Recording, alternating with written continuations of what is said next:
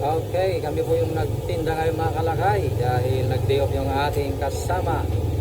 Kaya tingnan po natin kung ano yung technique natin ngayon sa pagtitinda.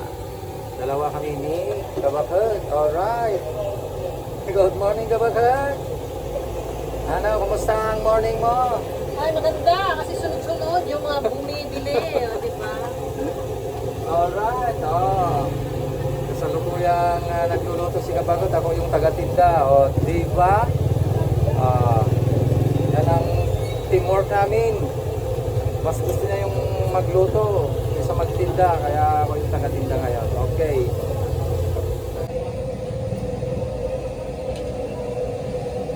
Ayan, kumusta yung niluluto mo dyan? Teka, magtinda pala ako. Hawakan mo.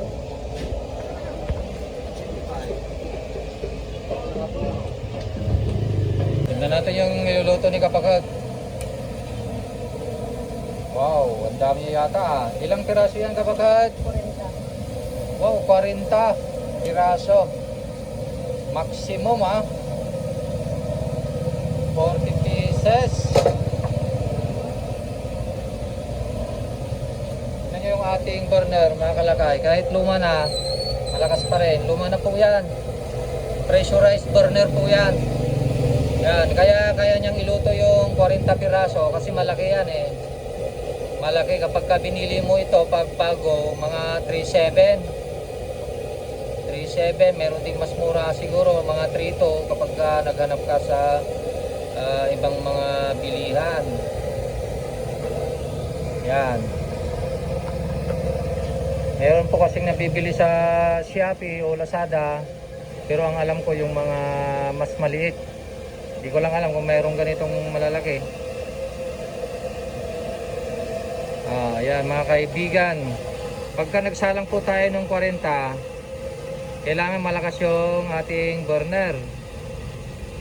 Pag hindi kayang lutuin, ay masisira po yung ating chicken. Kagaya po niya, 40 piraso, kayang-kaya niyang ilutuin.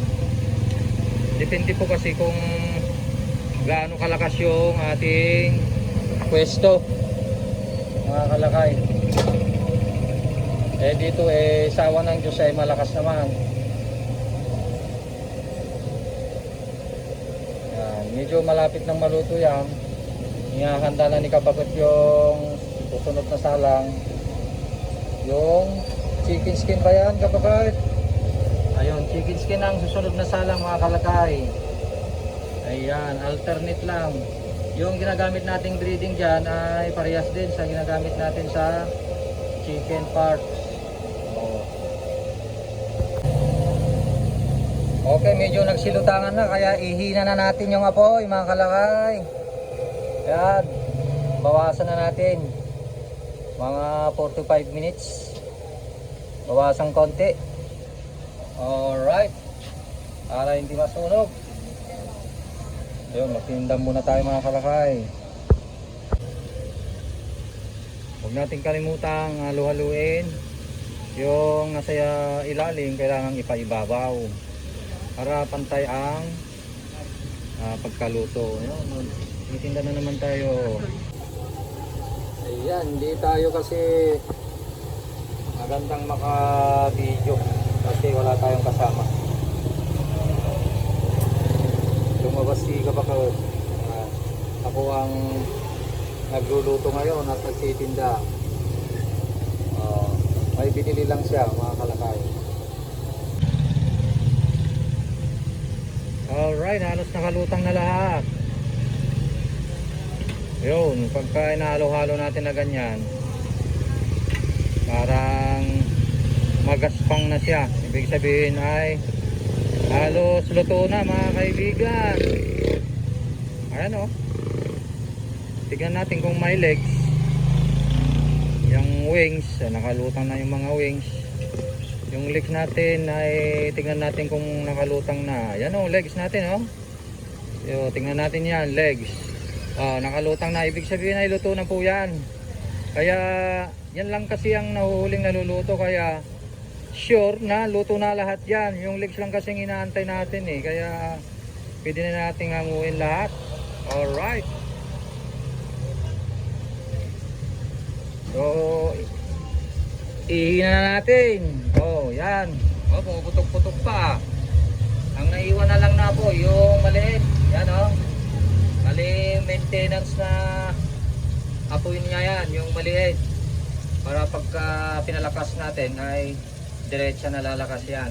Hindi mamatay yung apoy.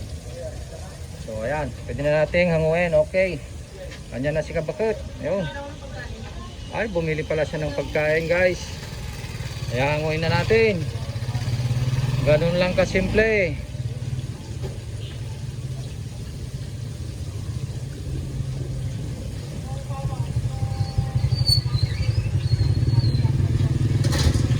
Ayan.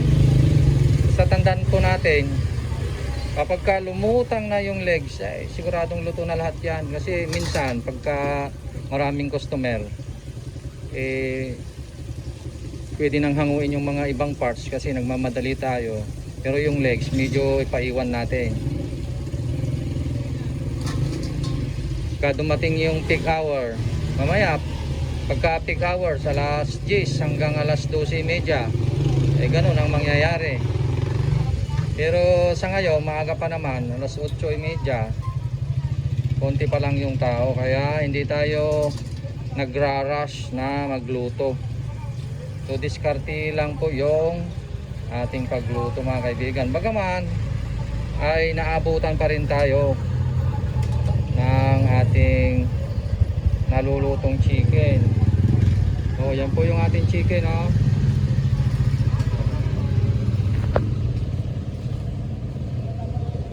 Yan oh, ang ganda ng kulay guys. Oh, hindi siya maputla, tamang-tamang pagka golden brown.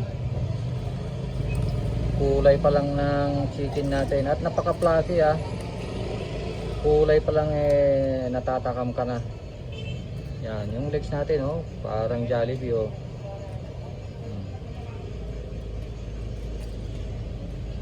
Alright.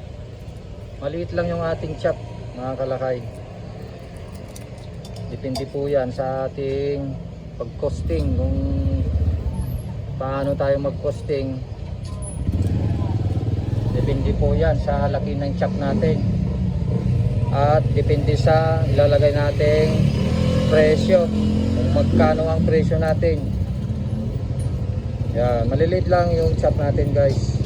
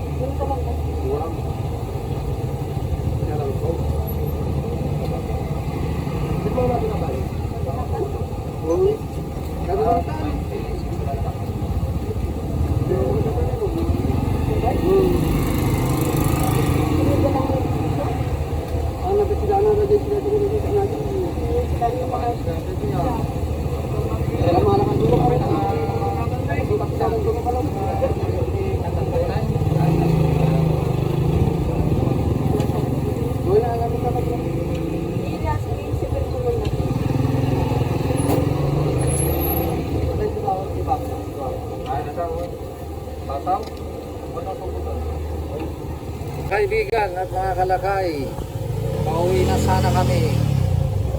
Eh marami pa rin bumibili kasi wala tayong natira wala.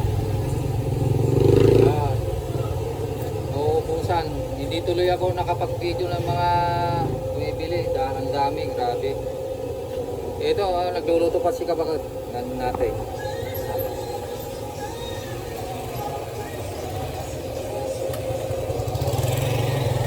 Naabutan tayo naabutan.